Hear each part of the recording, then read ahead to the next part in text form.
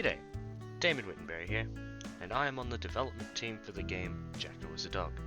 I'm here with Joshua Wilson, my fellow software engineering partner, and together, with our design team, we make up Shisha Studios.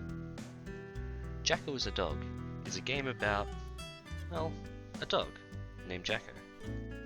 Lost, after leaving the safety of his backyard, chasing down the postman. Stuck wandering the streets of rural Australia, Jacko is left with his arsenal of skills and his sense of curiosity to explore his surroundings and solve puzzles to find his way home.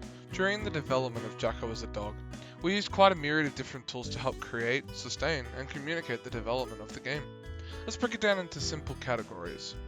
For creating the game, we used the design tools Blender and Maya to create and define the visual design of the game.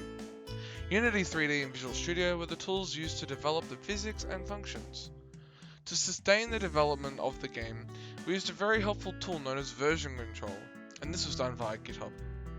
We also used Trello to sustain development, as it allowed our team to keep track of what needs to be done and what has been done in real time.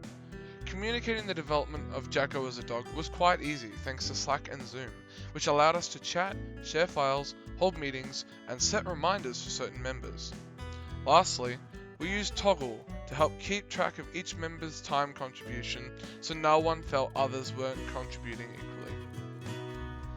Jacko is a Dog is a multi-linear puzzle-solving game that takes the player and puts them into the shoes of, the paws of, a dog named Jacko.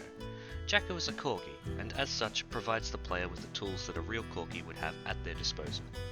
Being the nature of a dog, the player has use of the corgi's size to their advantage, being able to crawl through small places unreachable to humans.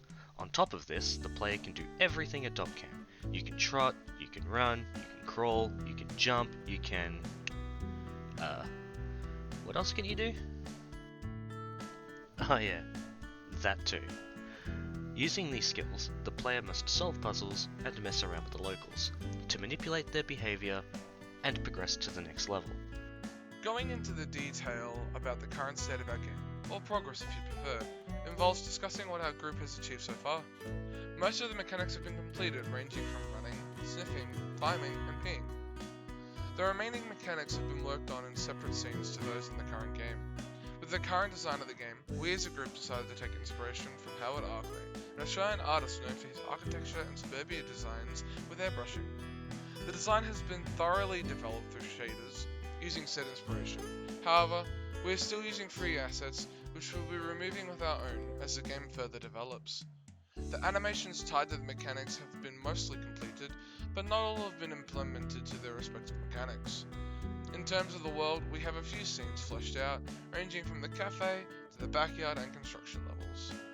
What does the future hold for Shisha Studios and their game Jacko is a Dog? Well, to be honest, with COVID-19, development has been difficult. Certain challenges have arisen that we are working through. With that said, we plan to be better equipped at dealing with said development difficulties so that the game in the future will be more thought out with a fully fleshed out game to be presented at PAX Australia 2020. What's in store for the game's future, I bet you're wondering? Our current plan of attack is to add smarter NPC AI, animation scenes, better visual design, more unique mechanics such as crawling and barking, combining all mechanics and animations to the main game, and implement music, designed by our sound engineer from Melbourne Polytechnic. Shisha Studios is pleased with the progress and direction that Jacko is a Dog is heading in, and we hope to be the best game being demonstrated at PAX 2020. Our heads are held high for the continued development of the game, and we stay optimistic to be able to show off our amazing hard work to everyone. And we hope to see you all at PAX.